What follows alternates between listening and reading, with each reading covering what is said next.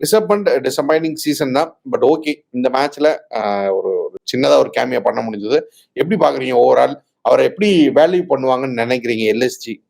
ஏன்னா இப்போ வந்து நெறைய பிரஷர் அவர் மேல இருக்கிறதையும் பார்க்குறோம். அந்த அவர் மேல கொடுக்கப்பட்ட அந்த 27 கோடி ரூபா அப்படிங்கிறதுமே பெரிய பிரஷரா இருக்கிறதையுமே நம்ம பார்க்க முடியுது.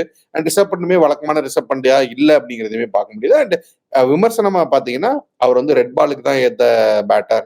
ஒயிட் பாலுக்கு வந்து செட் ஆக மாட்டார் அப்படிங்கிற விமர்சனம் வந்துருச்சு. எல்லாருமே பேச ஆரம்பிக்கிறாங்க. நீங்க எப்படி பார்க்குறீங்க? அது ஒத்துக்க முடியாத ஒரு வாதம். அதாவது ரெட் பால்ல அவர் பெட்டர்ன்னு சொல்லுங்க. நான் ஒத்துக்கிறேன். பட் ஒயிட் பால் ஆடவே முடியாத பிளேயர்ல அவர் கிடையாதுங்க. இன்னமும் ஐபிஎல்ல நீங்க வந்து எவ்வளவு 10 டீம் இருக்கா? எல்லா கீப்பர் பேட்டரையும் எடுத்து உள்ள லிஸ்ட்ல போடுங்க. ரிஷப் பண்ட் வந்து அட்லீஸ்ட் தேர்ட்லயோ ஃபோர்த்லயோ வந்துருவாரு. பர்ஃபார்மன்ஸ் வைஸ் இல்ல, நான் ரெபுடேஷன் வைஸ் நான் சொல்றேன். சோ அவர் வந்து பேட் பிளேயர்லாம் கிடையாது. என்னதுன்னா ரெட் பால் கிரிக்கெட்ல அவர் கிரேட் பிளேயர். ஒயிட் பால்ல அவர் கிரேட் பிளேயர் கிடையாதுன்னு நான் ஒத்துக்கிறேன். பட் குட் பிளேயர் தான். அதை வந்து யாராலையும் மறுக்க முடியாதுங்க. MVP அவர் எமர்ஜிங் இதெல்லாம் வாங்கினவரு. ரொம்ப நல்ல T20 ஐ மீன் ஐபிஎல்ல செஞ்சுரி எல்லாம் அடிச்சிருக்காரு அவரும். இந்த அளவுக்கு அதாவது ரெட் பால கம்பேர் பண்ணி நீங்க பேசுனீங்கன்னா ஓகே. பட் மத்த பிளேயர்ஸோட கம்பேர் பண்ணீங்கன்னா அவர் இன்னமும் குட் இனஃப்ங்க. அவர் இப்ப கூட எல்எஸ்ஜி வேண்டான்னு ஆக்ஷன்ல விட்டா குறைஞ்சது 20 கோடிக்கு ஏதாவது ஒரு டீம் எடுப்பாங்க. சரி, இந்த பாயிண்ட்டுமே ஃபேன்ஸ் எல்லாம் பேசுறத பார்க்க முடியுது. எல்எஸ்ஜி பேக் பண்ணுவாங்களா? ரிஷப் பண்ட ஒன் பேட் சீசன் பரவாயில்ல, நெக்ஸ்ட் சீசன் பாத்துக்கலாம் அப்படின்னு.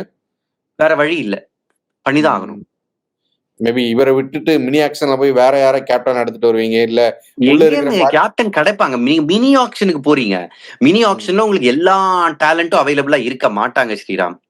உங்களுக்கு ரொம்ப லெஸ். அதாவது மினி ஆக்ஷன் எதுக்குன்னா சின்ன சின்ன கேப் இருக்குல்ல, அதை நிறைக்கலாம். இப்ப ரிஷப் பண்ட விட்டுட்டாங்கன்னு நீங்க வைங்களேன், 27 கோடி இருக்கும். அதுல நீங்க யாரை எடுப்பீங்க? எவ்வளவு விக்கெட் கீப்பர் பேட்டர்ஸ் இன்டர்நேஷனல் எக்ஸ்பீரியன்ஸோட வருவாங்க. அண்ட் இன்னைக்கு ரிஷப் பண்ட் கேப்டன்சி நல்லா இருந்துச்சு. நீங்க பாத்தீங்கல்ல, அந்த 5 பால் இவர்கிட்ட இருந்து வாங்கினாரு, ஆவேஷ் கான் கிட்ட இருந்து. ஏன்னா இவருக்கு ஆகாஷ்க்கு கையில அடிபட்டுச்சு. நானும் நினைச்சேன் வேற ஏதாவது மார்க்ரம் கிட்ட இருந்து தள்ளி இருக்கலாமா அந்த ஸ்டேஜ்ல. ஆனா பவர் பிளேல இருந்தாங்க. சாய் சுதர்ஷன், கில்லு பேட்டிங். அந்த ஓவர் எக்ஸ்பென்சிவா போயிருந்ததுன்னா அது வந்து 5 பால், ஒரு 2 பால்னா கூட சான்ஸ் எடுக்கலாம், 3 பால்னா சான்ஸ் எடுக்கலாம். 5 பால்ன்றத ஒரு பெரிய ஈவெண்டா நினைச்சாரு. அண்ட் பதோனி எடுத்துட்டு வராம கடைசி வரைக்கும் வச்சாரு அவரு. கடைசியில பதோனியா மார்க்ரமான் தான் சாய்ஸ். மார்க்ரம் தான் ஃபர்ஸ்ட் சாய்ஸ். பட் கேம் கையை விட்டு போயாச்சுன்றதால பதோனி இந்த தம்பி நீ வச்சுக்கோ அப்படின்னு அவர் வந்து கொடுத்தாரு. சோ அந்த ஓவரை டிலே பண்ணி குஜராத்தோட முக்கியமான விக்கெட்ஸ் போயிருச்சு. ஷாருக் கான் அவுட், ராகுல் தேவாட்டி அவுட்.